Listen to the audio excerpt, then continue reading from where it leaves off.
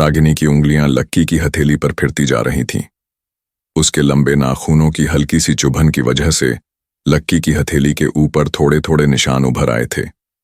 लक्की का मन तो यही कर रहा था कि वो रागिनी के गले में अपना हाथ डाल ले और उसे अपनी बाहों में कस ले, लेकिन उससे पहले ही उसे राधिका का ख्याल आ गया और उसने रागिनी को अपने से अलग करते हुए कहा, देखो रागिनी, मेरा ऐसा कोई इरादा नहीं है।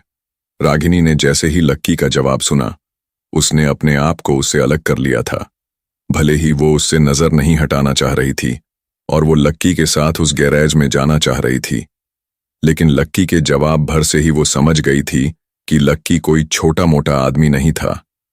वो इतनी जल्दी रागिनी के सामने पिघलने वालों में से नहीं था। हो सकता था कि वो रागिनी के सामने कभी पिघलता भी नहीं। रागिनी को लग रहा था कि उसने लक्की की नजरों का गलत मतलब निकाल लिया था। अब उसका उसे फोर्स करने का कोई मन नहीं था। वो जानती थी कि लक्की को फोर्स करने के चक्कर में उसकी नौकरी खतरे में आ सकती थी, इसलिए रागिनी ने फिर से गाड़ी चालू की और आगे बढ़ा दी। अब लक्की ने भी उससे अपनी नजरों को दूर कर लिया था। थोड़ी देर बाद रागिनी की गाड़ी दिल्ली के सबसे बड़े मॉल के सामने आकर खड़ी हो गई। रागिनी गाड़ी से उतरी और लक्की के लिए दरवाजा खोल दिया। उसने लक्की का हाथ पकड़ा और सीधा उसके वाटर बुटीक के बाहर ले गई। लक्की ने देखा कि वो रागिनी के साथ कपड़ों की एक दुकान के बाहर खड़ा था। ये चाहती क्या है? मैं इसके लिए अब कपड़े खरीदूं? लक्की ने अपने आप से पूछा। इसके बाद रागिनी उसे अपने साथ अंदर ले गई। जैसे ही वो दोनों उस कपड़े के स्टोर के अंदर दाखिल हुए, वहां का मैनेजर रागिनी के पास आया और मुस्कुराते हुए उसकी ओर देखने लगा। अरे मैडम, आप आइए, मैनेजर ने कहा। मैडम, ये यहाँ की रेगुलर कस्टमर लगती है, लक्की ने अपने आप से पूछा। लक्की सर, मैं इस शॉप की इंचार्ज हूं, रागिनी ने लक्की को समझाते हुए कहा। वो उसके चेहरे पर उभरी असमंजस को भांप गई थी। फिर उसने मैनेजर की ओर देखा और बोली, गणेश, आज से लक्की सर हमारे स्टोर के मालिक हैं। ये जो भी कहेंगे हमें वही फॉलो करना है। अच्छा ठीक है, गणेश ने लक्की की ओर देखकर कहा। उसे पहले लगा नहीं था कि ये लक्की है, जो अग्रवाल एंड अग्रवाल का बड़ा बेटा है, लेकिन अगर वो रागिनी के साथ आया था और रागिनी खुद उसका इंट्रोडक्शन करवा रही थी तो उसे मानना ही था। ठीक है, समझ गया मैम, मैनेजर गणेश ने लक्की की ओर देखते हुए कहा। लेकिन रागिनी, मैं समझा। क्या क्या करना है मुझे, ये भी तो बताओ, रागिनी की ओर देखते हुए पूछा। अरे सर, ये ऑर्डर ऊपर से आया है, मैं ये बताने के लिए आपको यहां लेकर आई थी।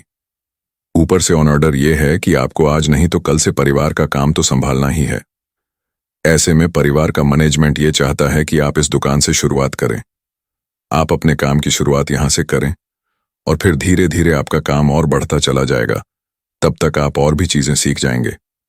रागिनी ने उसे वही बताया जो उसे ऊपर से बताने के लिए कहा गया था। अच्छा ठीक है, समझ गया मैं, लक्की ने कहा।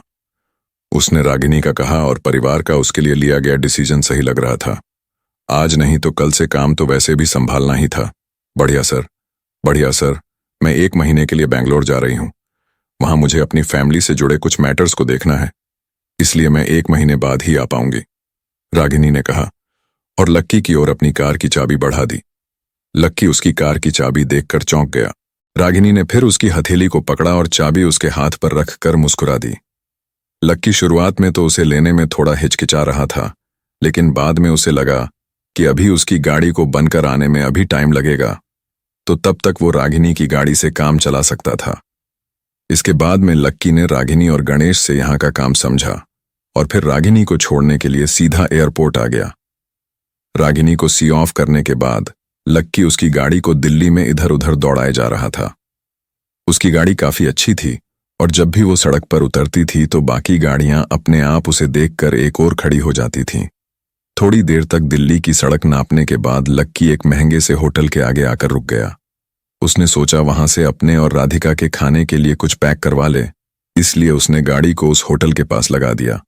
जैसे ही लक्की अंदर की ओर जाने लगा, उसने देखा कि उसके ठीक आगे चल रहे आदमी की जेब से एक 10 रुपए का नोट नीचे गिर गया था। जैसे ही लक्की ने उस 10 रुपए के नोट को उठाने के लिए अपने आप को नीचे झुकाया, उसे पीछे से आवाज आई, तुम यहां क्या पैसे मांगने आते हो? लक्की के हाथ में नोट था और उसने पीछे की ओर पलट कर देखा तो वहां कुछ लोग खड़े थे। उनमें से एक थी चीयर लीडर टीम की लीडर भूमिका। जैसे ही उन लोगों ने लक्की को 10 रुपए के नोट के साथ देखा तो उन लोगों के चेहरे पर हंसी आ गई। फिर सभी उसे चिढ़ाने लगे, इस लड़के का दिमाग कितना तेज है ना, इसे मालूम है यहां सब बड़े खाने आते हैं, इसलिए 10-20 रुपए तो इसे कोई ना कोई आसानी से दे ही देगा। दूसरी लड़की ने कहा, हाँ, अगर एक आदमी से 10 रुपए मांगता है और इसे अगर 20 भी लोग 10-10 रुपए दे देते हैं तो इसके लिए तो 200 रुपए बन जाएंगे। 200 रुपए इस जैसे के लिए तो बहुत बड़ी रकम है। अच्छा लक्की, एक बात बताओ, अभी तक तुमने ऐसे करते हुए कितने पैसे जमा कर लिए हैं? सब लोग लक्की को एक भिखारी की तरह ट्रीट कर रहे थे। भूमिका भी लक्की को बहुत ही हीन भावना से देख रही थी।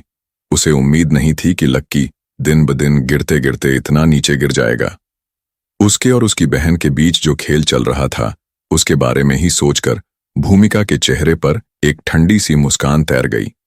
अगर उसकी बहन सच में इस जैसे फटीचर के प्यार में पड़ जाती तो उसे देखकर अभिजीत को बहुत बड़ा झटका लगने वाला था, और अगर ऐसा होता तो जल्द से जल्द ही अभिजीत यास्मीन को प्रपोज कर देता। भूमिका यही सोचकर उछले जा रही थी। लक्की, अब चलो, ये बस हुआ यार, अब तुम हमसे ये 50 रुपए ले लो और अपनी ये दुकानदारी बंद करो, अब कल आना, निकलो अब यहां से। भूमिका ने अपने साथ खड़े एक लड़के से 50 रुपए का नोट मांगा और उसे लक्की की ओर बढ़ाते हुए कहा। लक्की ने कुछ सोचा नहीं और चुपचाप वो नोट अपनी जेब में डाल लिया। हालांकि वो बोल कुछ नहीं रहा था, लेकिन उसे मन ही मन भूमिका की इस हरकत पर काफी गुस्सा आ रहा था। तू मुझे 50 रुपए दिखा रही है, तुझे लग रहा है कि मैं यहां इसलिए खड़ा हूं क्योंकि मैं भीख मांग रहा हूं। लगता है तू उस दिन स्प्रिंकल पर अपने गाल पर पड़े थप्पड़ को भूल गई। लक्की ने अपने आप से मन ही मन कहा और भूमिका की ओर देखने लगा। अब इधर लक्की ने भूमिका के पैसे तो ले लिए थे, लेकिन पैसे लेने के बाद भी वो वहां से जा नहीं रहा था। क्या हुआ, अब जाने के लिए अलग से 50 रुपए लोगे क्या? चलो निकलो यहां से, भूमिका ने लक्की को सबके सामने फिर से झाड़ते हुए कहा। ऐसा नहीं था कि लक्की उसे कोई सबक सिखाना चाहता था या उससे कुछ कहना चाहता था। वो खुद भी यहां खड़ा नहीं रहना चाहता था, लेकिन उसकी गाड़ी यहां खड़ी थी। अब ऐसे में वो सबके सामने मर्सिडीज में कैसे जा सकता था? अगर वो लोग उसे मर्सिडीज में जाते हुए देख लेते तो लक्की सच में बहुत बड़ी मुसीबत में पड़ जाता। उसकी पहचान सबके सामने उजागर हो जाती और उसके लिए फिर लोगों को उसे जवाब देना पड़ जाता। लक्की अभी किसी के सामने अपने इस रूप में नहीं आना चाहता था। सुना नहीं क्या मैंने क्या कहा? चलो निकलो यहां से। भूमिका फिर से उसे देखकर जोर से चिल्लाई। भूमिका को इस तरह लक्की को लताड़ने की आदत सी हो गई थी। वो उसे जरा भी सीरियसली नहीं लेती थी। अगर उसे मालूम होता कि लक्की अरबों रुपए का मालिक था तो शायद वो लक्की का झूठा भी खा लेती। लक्की ने सोचा कि वो गाड़ी को यहीं छोड़कर कुछ दूर तक आगे निकल जाए, और जैसे ही सब लोग अंदर चले जाएंगे तब लक्की फिर से अपनी गाड़ी लेकर वहां से निकल जाएगा। वो वहां से आगे बढ़ने ही वाला था कि अचानक उसे आवाज आई। भूमिका जैसे ही लक्की ने वो आवाज सुनी वो फिर से रुक गया। उसने देखा कि सामने से एक और लड़की उसकी ओर चली आ रही है। वो कोई और नहीं बल्कि अदिति ही थी। ये वही लड़की थी जिसने लक्की को उस दिन बास्केटबॉल कोर्ट में देखा था। वो लड़की लक्की के पास आई और बोली, लक्की, तुम भी यहां आए हो? उसने कहा और लक्की की ओर देखकर मुस्कुराने लगी। हाँ, मैं भी आया हूं। लक्की ने उसके सामने मुस्कुराते हुए कहा। अरे अदिति, चल अच्छा है, तुम भी सही टाइम पर आ गई। विक्रांत ने फिर से उस पर लाइन मारने की कोशिश करते हुए कहा, लेकिन अदिति ने उसकी बात को सुनकर भी अनसुना कर दिया। उसका मन विक्रांत की बड़ी बड़ी ढींगे सुनने का बिल्कुल भी नहीं था। जब विक्रांत को अदिति की ओर से कोई जवाब नहीं मिला तो ये देखकर लक्की को हंसी आ गई। असल में अदिति विक्रांत से परेशान हो चुकी थी। उस दिन तो वो किसी काम की वजह से निकल गया था, लेकिन उसके बाद से वो हर रोज अदिति का पीछा करता था। जब भी वो भूमिका के साथ बाहर जाती, विक्रांत भी उसके पीछे पीछे आ जाता और फिर उसे अपनी बेकार की बकवास से खूब झिल्लाता। उसकी ऐसे व्यवहार से अदिति काफी परेशान हो चुकी थी और इसलिए उसने आज कोई जवाब नहीं दिया। विक्रांत को लगा कि उसके गाल पर लक्की के सामने साइलेंट तमाचा था। उसे लगा कि लक्की से तो वो इतने अच्छे से बात कर रही थी और उसकी ओर देख भी नहीं रही थी, इसका मतलब साफ था कि वो लक्की को उससे ऊपर मान रही थी। एक्चुअली अदिति, लक्की यहाँ खाने के लिए नहीं आया था, बल्कि वो तो यहाँ पर खड़ा होकर ना लोगों से भीख मांग रहा था। विक्रांत ने लक्की की साख पर बट्टा लगाने की पुरजोर कोशिश करते हुए कहा, अच्छा ऐसी बात है। अदिति ने लक्की की ओर प्यार से देखा और भूमिका से बोली, तो क्या हुआ? लक्की वैसे भी चीयरलीडर टीम का हिस्सा है, तो आज तो वो भी हमारे साथ खाना खाएगा। अदिति ने जैसे ही ये कहा, विक्रांत के तो होश ही उड़ गए। उसे लगा कि अगर वो और लक्की एक साथ एक ही टेबल पर बैठकर खाना खाएंगे तो उसकी वैल्यू ही नहीं रह जाएगी। भूमिका भी थोड़ा सा ना नुकर करने की कोशिश तो कर रही थी, लेकिन आखिरकार अदिति ने उसे मना लिया। अब बारी थी लक्की की।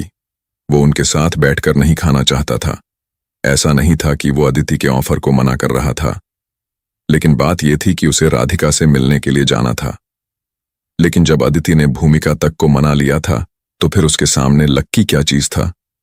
इसलिए उसने जब और एक बार प्यार से कहा तो लक्की भी राजी हो गया और सब लोग उस रेस्टोरेंट में अंदर खाने के लिए चले गए।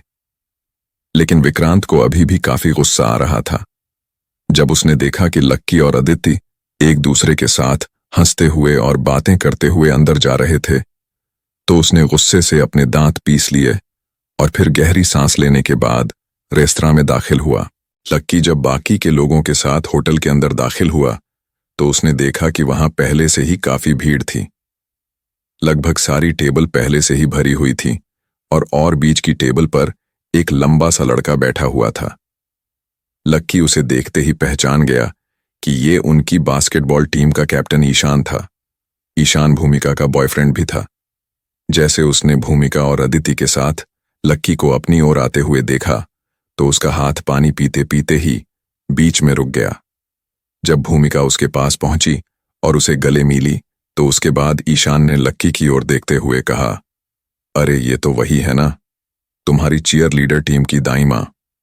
ये भी यहां आया है। बास्केटबॉल टीम और चीयर लीडर टीम के सारे लोग एक दूसरे को अच्छे से जानते थे। सब लोगों का आपस में घूमने फिरने और पार्टी करने का प्लान बनता ही रहता था। उनकी वजह से ही ईशान लक्की को भी जानता था, लेकिन उसकी लक्की से पहले कभी बात नहीं हुई थी। वैसे भी ईशान उससे क्या बात करता। वो चीयर लीडर टीम की लड़कियों का सामान उठाता था, उन्हें पानी पिलाता था।